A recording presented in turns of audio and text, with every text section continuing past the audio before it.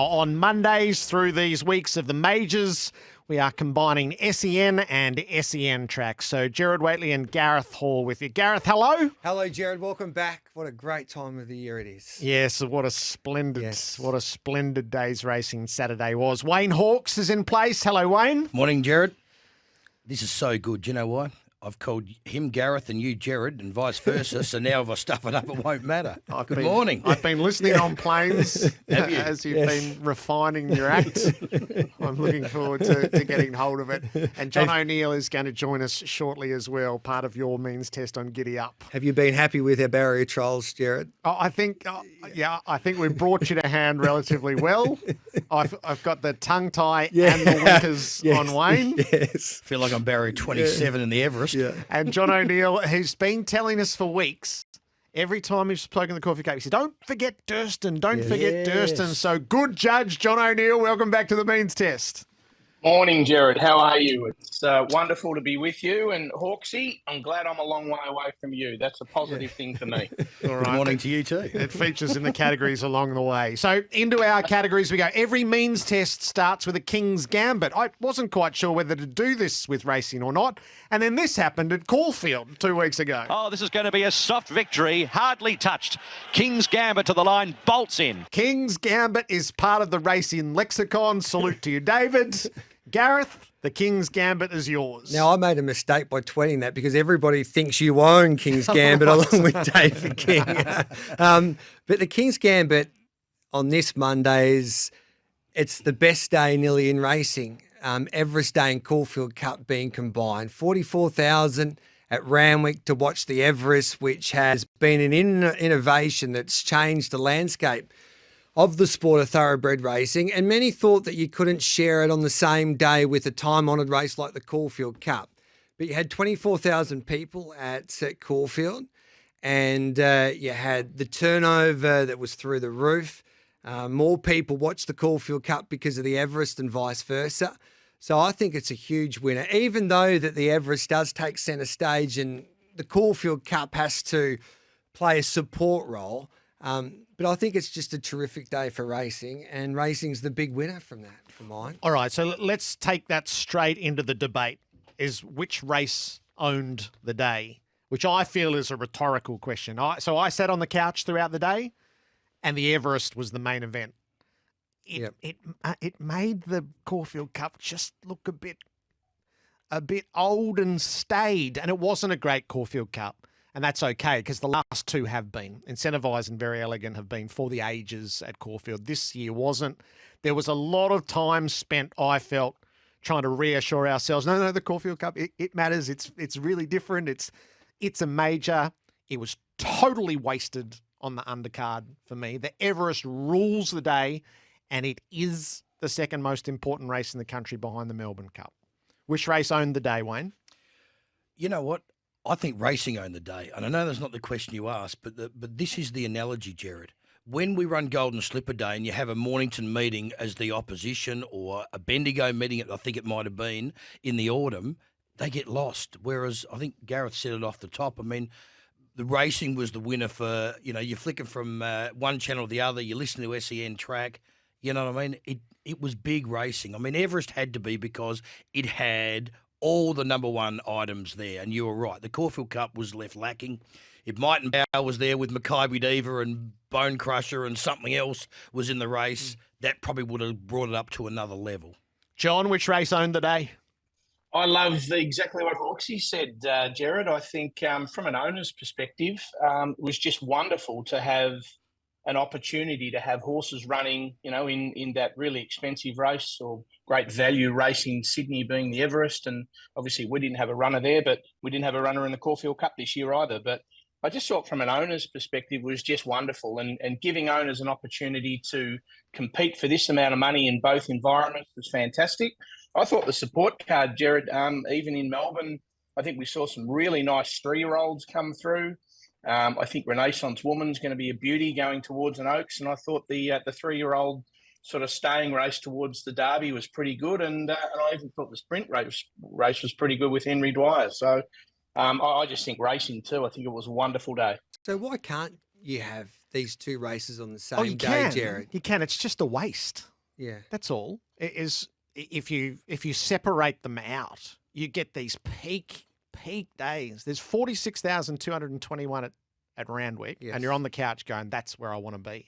I'm not sure we should pretend that 24,000 was a great crowd for the Caulfield Well, you Cup. can't fit too many more in because of the construction at the moment at Caulfield. So I think they were over the moon with that crowd. I don't know if you get any more at Caulfield if the Everest isn't on. I still think you get 24,000. Does the crowd matter today, though? It's all put on for you at home. Yeah, it quite you does. sitting on the couch. Yeah, it mattered to me watching on Saturday. Does it? I wanted to be at Randwick. Yeah. Righto. Absolutely wanted to be at Randwick with what they've generated there. That I would suggest that was one of the sporting environments of the year. Any code. Well, it was set up as that. So, I mean, you know what?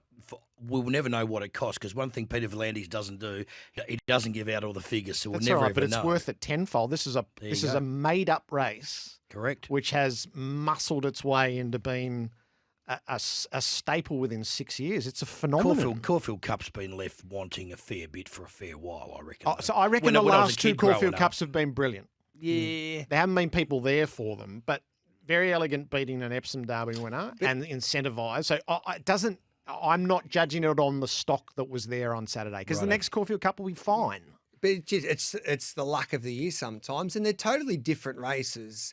One's a handicap for stayers, and the other one is a heavyweight championship for the best sprinters in the world at weight for age. It's sort of like it's Sydney's Cox Plate, the Everest, and we get our Cox Plate this Saturday, and hopefully they pack out the Valley on Saturday afternoon. Quite amazing. I just thought from an overall perspective, having people back at the races, and as you're quite rightly saying, Gerard, like so many people in Sydney back out enjoying the sport again, and even in Melbourne, to get the 24,000 there, it's just great to see people back. And you were saying the last two Caulfield Cups were epic races.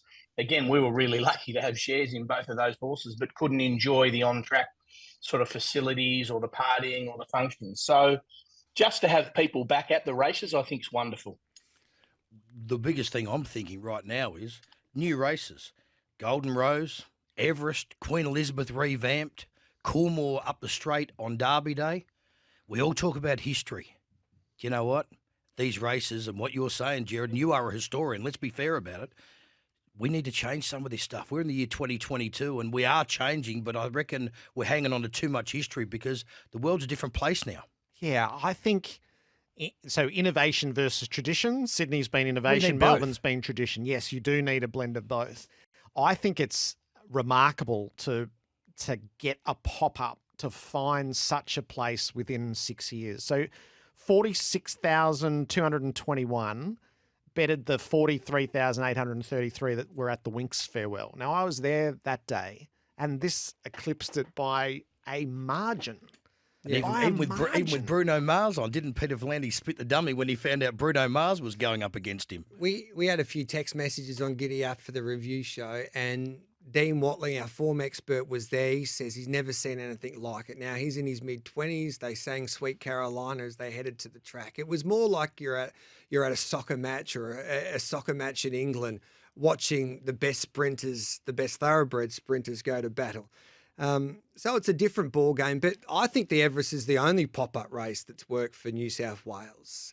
I think after the Everest, the attention definitely turns to Melbourne now for the Cox Plate into the Flemington. I don't think the Golden Eagles worked. The Diamond, all those races, they're great races to be involved in personally, but from the public's point of view, I'm not quite sure. Maybe you only need one. The romance of the turf, it was almost preposterous how strong the romance of the turf was in the Everest with Clayton Douglas winning the richest sprint race on turf. You can't script it. I was watching it there at Caulfield, and the roar of the Melbourne crowd when they realised it was Scissor Kick that burst through the centre to grab Private Eye right on the line. After the roar went up at the 200-metre mark, when we all thought that Nature Strip would race away, but Clayton Douglas, a 27-year-old, only been training for 2 years, trains an unbeaten 3-year-old now that remains unbeaten in an Everest after only having his first start in February at Sale, and defeats the world's best in Nature Strip. Yeah. It was unbelievable. A 27-year-old jumps jockey, Yes. too, just quietly. It's just a wonderful horseman. And again, it keeps the dream alive for everybody, doesn't it? And I think that's probably the most pleasing thing. Jonathan Munns is a huge supporter of the industry, and obviously buys a lot of horses and breeds a lot of horses. So great for Jonathan. But I think in trusting Clayton to be able to look after that horse and him to get the job done, it really gives everybody an opportunity to own a horse and run in these races. Just wonderful. I was thinking the same thing. Jumps jockey. Who's the leading trainer in Victoria? Kieran Maher, jumps jockey. They're doing something right at Warrnambool, these blokes, aren't they? Yeah. We might have to get you over the jumps, Hawksy. No. I gave up my riding career at 13. I was too heavy at 13 years of age, Johnny. So how does a 3-year-old do that then? Defeat the world champ, and no one really gave him a chance apart from Clayton Douglas and maybe Craig Williams. I don't think Craig James. was bullish. To I be don't fair, think Craig James. was bullish. I don't think James Harron, the slot holder, Gerard believed. So the horse you'd like to own is your category. Is Giga Kick the new star of the turf? Or is this a freak one-off event? Well, you would love to have him definitely in your stable, but I don't know. I'd nearly prefer Jacquino. I thought Jacquino was as impressive. I don't think he handled Randwick, especially going up that rise, as Damien Lane pointed out. He was the other 3-year-old in the race that finished 4th. It's a great debate, and the Coolmore Wayne's going to be something else. Yeah, I hope he runs in the Coolmore. I don't want to see him run up in the Darley Sprint. I'd like to see him run the Coolmore and blow him away, because the worst thing that can happen now is if Giga Kick goes to Flemington and gets a flat tyre halfway up the straight, because you want the romance to keep going, because I reckon our 3-year-olds have probably been a little bit lacking. We didn't get to see Af Cabin do what he should do, but gee whiz, Giga Kick, he's unbeaten.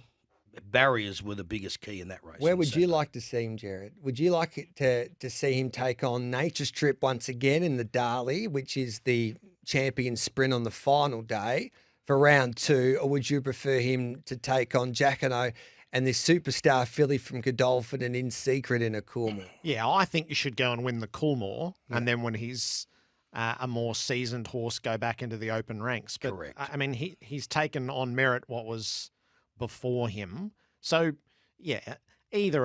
But I think pick off the riches of the Coolmore on that side of things. It is, John, it's thrilling to have an unbeaten racehorse. So now 5 of 5 and an Everest. So there's still Group 1s in his future. And so that's is this yes, which sort of happened and was dazzling and then it was over through injury, or is this the inheritor of the mantle? No, I really think he's the inheritor of the mantle. I think he's a beautiful horse. He's got a wonderful action.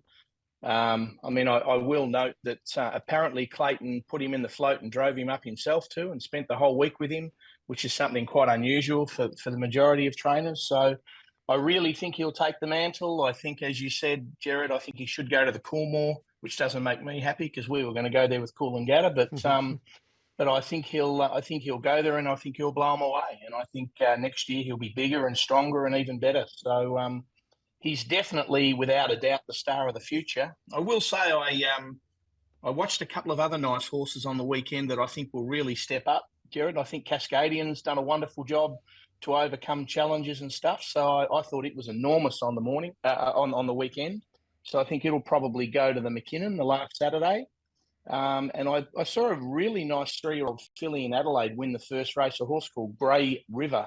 So I'd like to be owning that if I could get hold of it. So Yes. for any of our people out there keen in having a bet, I'd be tuning right in there, and I'll be giving the trainer a call later to see if we can buy that horse off him.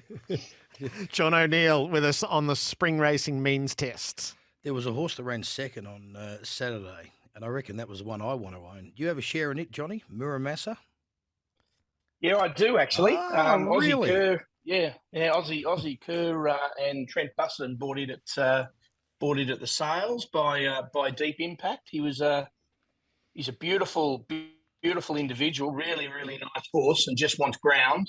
We're a little bit concerned about the track conditions on Saturday, knowing that traditionally those Deep Impacts love pretty hard ground. So we chucked a set of blinkers on him just to waken him up a little bit, because he is a bit lazy. As you probably saw the first win in provincial Victoria, he was off the bit a long way from home and made great ground. And then at Moonee Valley on that sort of leader bias track the other day, couldn't make any ground. So he was a terrific run, a great ride by Daniel Moore. I think he's going to stick with a horse all the way through the Derby. So, but I do think, Hawksy, that there's a stack of fantastic 3-year-old sort of colts and geldings that will go to the Derby. So it's going to be a difficult race this year. The Emergency won the Caulfield Cup, our spring racing means test, simulcast SEN and SEN track. Gerard Whateley, Gareth Hall, Wayne Hawkes and John O'Neill, who for weeks has been saying, don't miss Durston if he finds his way into the Caulfield Cup. It's a curiosity that the Emergency won it, but it wasn't a mystery to you, John. Certainly wasn't. I thought its 2 runs in New South Wales and the provincial cups leading in were outstanding. And then got a really messy track in the Metrop where it just didn't get through the ground at all. And it really sort of trucked up behind and was sort of going to absolutely let go and win the race, and just sort of its wheels were spinning. So I always thought sort of stepping up, better surface. And look, the way the race panned out, Gerard, it was pretty clear sort of from lanes 1 to 4, you didn't really want to be there, certainly in the straight. So sort of lanes 5 to 14 or 15 were where you wanted to be. And I think, Durston just found a perfect spot and got an opportunity to sweep down the middle. So it was certainly, I was main way smoking Romans, but I did save heavily on Durston, so it was good. What did you think, Gareth? I thought we didn't learn too much because it was such a slowly run race once again, a staying race in Melbourne. We thought Timmy Clark coming from Sydney would make sure that it is a truly run Caulfield Cup, but they didn't really push the button to the 1,200 metres. So it's hard to get a guide out of these runners for a Melbourne Cup, but I don't think any of these horses will figure in a Melbourne Cup. I think that Johnny's horse Loft, and especially Deauville Legend, I think one of those two will be winning the Melbourne Cup. No, I don't agree with you. I think, Vow and Declare ran amazing. He was 4 deep the entire Facing the Breeze. I think Montefiore was unlucky not to have won. Whether Montefiore goes on to a Melbourne Cup, not quite sure. But we're looking at this, I reckon, and we have been for weeks and weeks and weeks and months. Racing's thinner at the top end, and it's going to stay like that. We're not going to get an influx of 20 great staying horses, and we saw the best sprinters run the Everest, and we're talking about that, but the Caulfield Cup was light. But that's how it's going to be for a long, long time to come, because we don't breed our own horses in staying races. So, Gareth, it's going to get weaker. It's as simple as that. Do we have a pacemaker? Well, the difference between England and Australia is there's 15 people like Godolphin that have got massive stables, whereas we don't have enough clients wouldn't have enough horses other than a Werrett and a Rupert Lee and the Johnny O'Neill crew to put one out as a pacemaker and set it all up. Well, Johnny, how do you ride Loft? Are you worried that it'll be a slowly run Melbourne Cup? How do you identify that with your jock? Yeah, look, I think at the end of the day, I mean, he's got such a wonderful turn of foot, and he's a go-back horse anyway. That tends to be the way that he races best. I will say that traditionally in the Melbourne Cup, probably about 450 from home, 3/4 of the field get the stitch. So, the premium stayers, depending where they are, I mean, you saw a reasonably run Melbourne Cup the year that Marmello got up on the fence, and he was sort of an on-pacer, but missed the start, and Huey weaved his way through from back. So I think the point that we're making here, moving out of the Caulfield Cup and into a Melbourne Cup is we clearly identify a couple of horses that didn't stay, and there's no doubt Inspirational Girl didn't stay, so she probably goes to the McKinnon, I would have thought. And I would also think that Jewis is not going as good as we thought, and I was sort of hoping it was going to be. I agree with you, Hawksy. Vow and Declare was enormous, and not to say that they rode to get a Melbourne Cup berth, but, it had to finish first 8, so to hang on and run 6 from where it was. I thought Benno went terrible. Montefiore was huge. And look, outside of that, going through, I think moving away from that, there wasn't too many other great runs in the race. I mean, Gold Trip was huge with the weight. And then the other 2 horses, Numerian and Knight, sort of whacked away. I mean, we all clearly saw Smoking Romans go out at favourite and be a little disappointing. But I will say that where it got into the race, I think Jamie was if she went back and rode that race again, and I think I always say her and J-Mac get it right 8 times out of 10, I would say that she probably should have popped out rather than going back in and let those horses go round her, because once that happened, there was a swarm of horses out wide where you needed to be, and she sort of had to dart back into the inside and the lane where you just couldn't win. So at the end of the day, she'll learn from that. She's a wonderful rider, probably just a victim of circumstance, and I think Smoke and Romans will probably go on to the McKinnon with Cascadian and Inspirational Girl, and probably Nonconformist will be an amazing race the last day of the carnival. John, have you been at any of the dinners that the Honourable Harry Herbert has spoken at? So Durston is owned by Highclere, is Harry Herbert, who is a magnificent raconteur, and it ties in Downton Abbey, which is the castle that he owns, and it ties in the Queen and training for the royal family. And he fell in love such with Australian racing, invited out as a guest, that he put Highclere together with the determination to win these cups, and he has won. Yeah, look, I certainly have. I've had the pleasure of spending time with him overseas and actually in Ireland at a function. And I've seen him out here and had some dinner up at the Gold Coast, I think a few years ago with the Freedman crew. So he's been around a long time. And I think, again, maybe he's a little bit of the romance of the turf, going back to what we were talking about earlier, because he's got a great group of people together. And it's just wonderful to see, those guys coming out and now enjoying some success. I think Richard Freedman trains for them, and certainly Kieran had trained for them, and now obviously Chris. So, and the Freedman's early doors. So it's wonderful for racing, I think. The legacy that was tied into the race. So, and this is where I think the day suffered. So Chris Waller is not there as another legacy piece for him, another plank. So his first major away from Winks and Very Elegant comes with Durston. And the image of the trainer is while he's briefing 5 jockeys for the next race at Randwick. He goes, oh, wait, this is the Caulfield Cup. It matters. It matters a lot. And he's in the routine of what needs to be done for the next race at Randwick. It was just a hollow image, I thought, for the status of the race. But the Melbourne It's Cup, very big business now, though, Gerard, isn't it? Like, and from Chris's perspective, No, he it's would not. have It's not a hundreds of criticism. horses. It's not a criticism of Chris, but it is this. This is supposed to be a pinnacle moment. Yeah, and I agree with that too. But it's just, sometimes you're, a victim of circumstance. It certainly was a pinnacle moment for Durston, but having said that, he's probably got a horse outside of Winks that, he's closer with. And again, Gerard, going back, should we have, these massive days, in each state on the same day? I mean, I still think from an owner's perspective, Chris has got a wonderful support team. And I think at the end of the day, I mean, Kieran will find exactly the same challenge Derby Day. I would imagine we're going to have a number of runners down here Derby Day as he will, and we'll have a horse from overseas light infantry run in the Golden Eagles. So I would imagine he'll probably go to Sydney for that. Yeah, and that, as outside the racing bubble, that's problematic. It just made it seem a bit lackluster. And it's supposed to be something a lot more than that. The second legacy piece of the day was Craig Williams. So Craig was on here just a little bit earlier. So he's the first jockey to add the Everest to the Grand Slam. And the Everest is going, I think it's already in that class. There are 5 races in Australia now, not 4. Yes. And Craig's got them. And it comes at a time in his life where he and his wife have dedicated themselves to Ukraine. And if you followed any part of that story, he is an amazing person in Australian sporting life right now. I think, and I mentioned this on Giddy Up to kick off proceedings, I think he's the best ambassador that I've ever seen in racing. Even the way that he spoke after the race, talking about the love of the horse and how the industry's improved with the welfare. I just think he gets it, Craig Williams.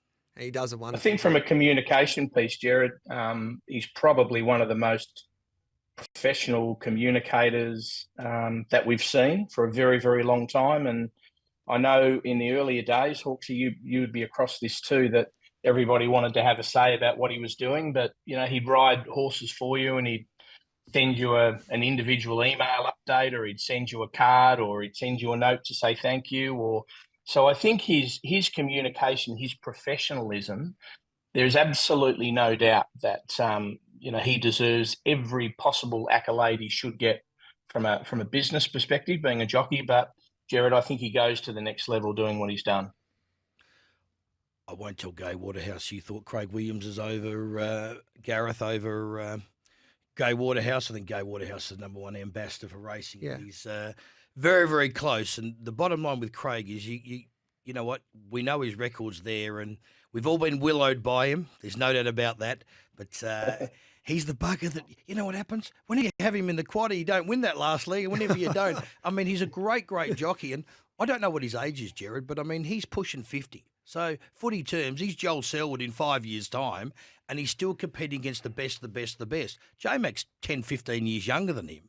One of the rules There's of a bit life. of Benjamin Button about him. Bit of Benjamin Button. One of the rules in life is you've got to have Craig Williams in the last leg of the quaddie, and There that you was go. true Very on true. Saturday at Randwick as well. Gareth, the beaten favourite. The beaten favourites was Nature Strip. Now, they all get beaten. One of the most likeable parts of Nature Strip in the past was the enigmatic way in which he would get beaten. Was he dented at all? No, I don't think so. He had a wide gate to overcome. Eduardo and Nasrilla, they rode to beat him, and he came undone himself, Nash and Eduardo, who finished out the back. But I know Nash did say that he didn't really feel right in his action, so we'll see how that unfolds during the week. But I thought he was pretty good. I hope we had a chat to Rod Lyons on Giddy Up last week, and he indicated that they want to go to the Champions Sprint on the final day at Flemington. I hope he goes there. And if he does, I think he'll be the horse to beat, because we all know that he's a super horse down the straight. What do you think, Wayne? He got beat 0.97 of a length. That's as simple as it is. Barrier 12 or 12. Any horse that draws an outside barrier, this is what we need to listen to, folks. Don't back markers. Stop. You don't see Chautauqua very often. Don't back markers, and don't back horses that draw bad barriers. All everyone was making was the excuses from 12 or 12 for Nature Strip, and it proved what I'm trying to say to you now. If Nature Strip draws barrier 3, he wins. Take it all, Giga Kick. You've done your job. You've won your race. You're not quite Nature Strip yet. And to go to that next level is huge, because Nature Strip had a spell, I reckon, on the plane to England and on the plane home from England, and 3 minutes in quarantine. He's done the biggest year, I reckon, of any other horse in the country, Nature Strip. So we can't take anything away from him. And then look at Nature Strip. I mean, let's be honest, he's about an inch off getting a senior citizens card. He's a hell of an age. The pressure index, Wayne. How does Masked Crusader bomb the start like that in the race of his life? Johnny, we talking to you now? You're killing me, mate. You're killing me. That's why I didn't want to be there. I saved everywhere with it.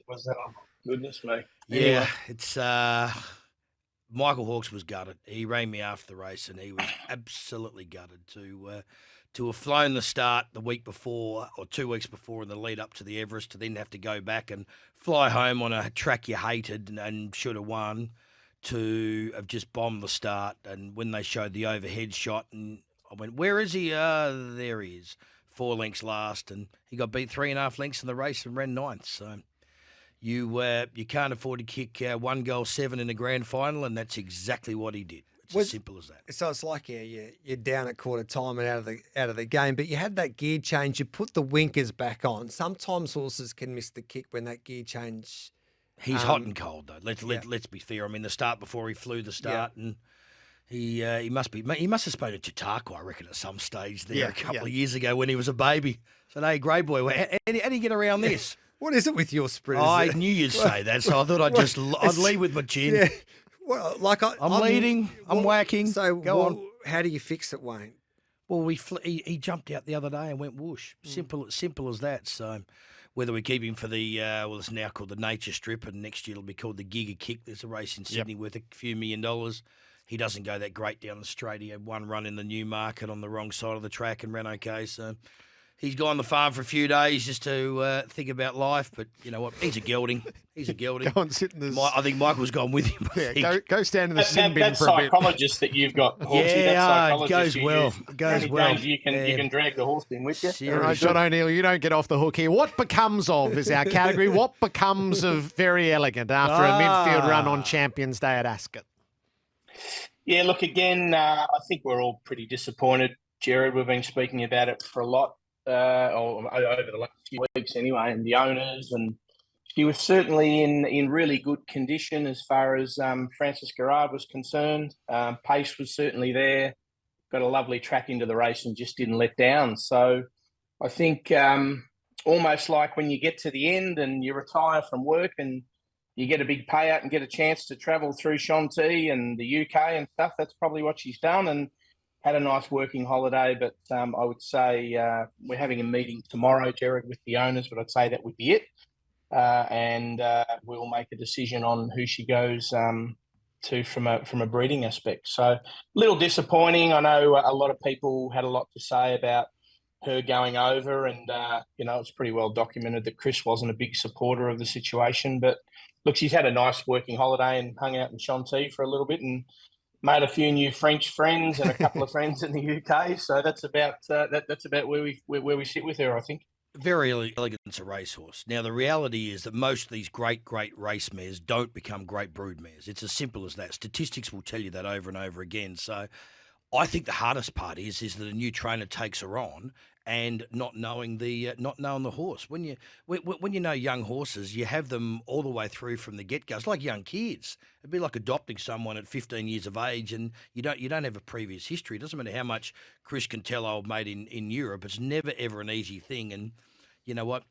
She's done her job. She doesn't know anything. And you know what? They had a crack at the stumps, and I reckon good on her. But you've got enough time just to send her straight to Frankel, Southern Hemisphere time, because the breeding season goes on for another 6 weeks. So that's what I'd be doing. Yeah, and I think that's probably what we'll do, Wayne. I think, as I said, the discussions will be had tomorrow. But again, it does highlight, just how wonderful some of our horses are and the quality that our horses are here to be able to go on and compete over there at the best. And we obviously go over with Chris, and in the past, Lee Friedman took Miss Andretti, and there's been a number of trainers travel with horses, but it just shows Peter Moody with Black Caviar just how special those horses are to go and compete there, yeah? Johnny won't say it, but I think Francis probably only gets 4.5 out of 10 for his effort with Very Elegant.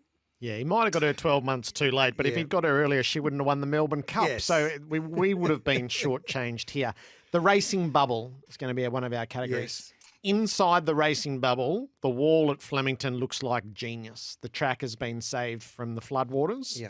Outside the racing bubble, the question is at what cost to the local residents and where that water has gone instead. It's difficult for me to have an opinion, or anyone to have an opinion on this, as Dan Andrews said in his media conference, that they need to do research to find out whether the wall did have an impact on those properties. So until that happens, it is difficult to have an opinion about it. So time will tell. But they did allow the wall to go up. Without the wall, the Cup Carnival would be lost, wouldn't it, Wayne? 100%. There's no doubt about that. It did save the wall. Did save Flemington, and we wouldn't have got back for Cup Week. We can talk about it, and it's unfortunate people are up to their knees in mud and everything. But you know what? They can blame the wall all they want. And this is only my personal opinion, but who let people build houses on a floodplain right from day one? I mean, these are the questions that no one wants to talk about and answer.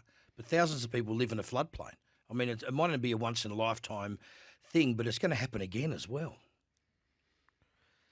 Yeah, it's a political hot potato. Yeah, crazy. And it's so emotive at the moment. And I said at the top of the show fair. today, I feel desperately for those who have spent their into weekends knee-deep in water and mud, and I imagine that anger would flash in all sorts of directions. We're not out yet. Shepparton, Chuka, Tachira's underwater at the moment, racetracks. I mean, but we've got to forget about the racetracks. We just look at what's happened at Yulong and, farms up there. They're underwater. John O'Neill, you're going to have to go first here. We want Melbourne Cup seedings, first seed, second seed, third seed. Bang, bang, bang. No equivocating, just give me names. I think Loft will win the Cup.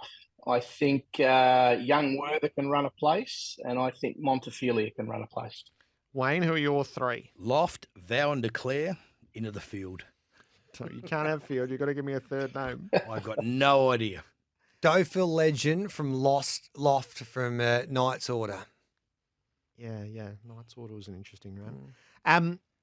Something for the week ahead. So we've got the Cox Plate coming. There's the Geelong Cup on Wednesday. Friday night at the Valley, Cox Plate. You're involved at all sorts of different levels. Something for the battlers is our last category, Wayne. Something for the battlers. Animo gets beat, Alligator Blood wins because Alligator Blood jumps leads, has a soft lead. Jamie Carr won't attack him with Zaki, has a soft lead, rolls like a greyhound, and Animo flies home and runs second to Alligator Blood in the Cox Plate. See you next week. See you next week. John O'Neill? Hawksy, you need help, mate. That's all I've got to say. I think there's a lovely little sneako for the weekend. Friday night, there's a terrific trainer in Adelaide emerging, a young fella called Michael Hickmont. He's got a beautiful farm at Lakewood out of Murray Bridge, and he's got a horse called Taunting, Taunting. I think it'll come over to the Valley on Friday in a sprint race. And, Gerard, as they say, the more you bet, the more you win. No, I don't think we say that, John. Taunting. Sorry Very about nice. All right, that's for Friday I'm just night. nervous for everybody because I looked at the weather report and Wayne hates the Manikato on the Friday night. does. And by the time the Hate Cox it. Plate, they could be absolutely walking. I in see the concluding debate next stages. week already. Have you got something for the week, I Gareth? really like Rothfire. I just hope he's my battler story in a way as well for everything that he's been through. And even Robbie Heathcote's got ripped off by the Bank of Queensland the other day when he paid for a Merc. Did you read that in the Herald Sun? He paid for a Merc worth 100,000 and it went to the wrong bank account because his emails were hacked. So I hope Rothfire wins for him because he's battling at the moment. That's why Johnny O'Neill deals in cash. All right. Hello to the taxation office. Rothfire, Taunting and Alligator Blood. Something for the battlers at the end of our spring racing means test post the Everest and the Caulfield Cup.